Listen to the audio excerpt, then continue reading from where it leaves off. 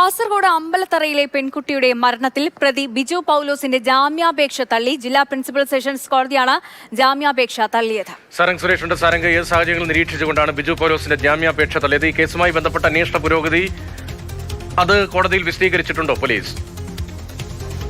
രതീഷ്, ഇപ്പോൾ കേസുമായി ബന്ധപ്പെട്ട അന്വേഷണം നടത്തുന്നത് സംസ്ഥാന ക്രൈംബ്രാഞ്ചാണ്.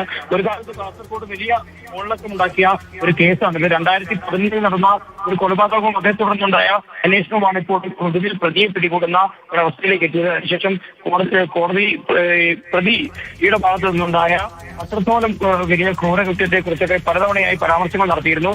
അതിനിടെയാണ് പ്രതി ഇപ്പോൾ ജാമ്യാപേക്ഷയുമായി രംഗത്തെത്തിയത്. എന്നാൽ കോടതിയുടെ ഭാഗത്തു നിന്ന് കൃത്യമായ നിരീക്ഷണമുണ്ടായിരിക്കുന്നത് കേസ് അന്വേഷണത്തെ പ്രതി പുറത്തിറങ്ങുന്നത് ബാധിക്കുമെന്നത് തന്നെയാണ്. അത് മാത്രമല്ല, അതിൽ കൃത്യമായൊരു മൊഴിയും പെൺകുട്ടിയുടെ കുടുംബം അന്വേഷണ സംഘത്തിന് നൽകിയിരിക്കുന്നു. അതിന്റെ അടിസ്ഥാനത്തിലാണ് ഇപ്പോൾ പ്രതിയായ ബിജു പൗലോസിന്റെ ജാമ്യാപേക്ഷ ജില്ലാ പ്രിൻസിപ്പൽ സെഷൻസ് കോടതി തള്ളിയിരിക്കുന്നത്. രതീഷ്.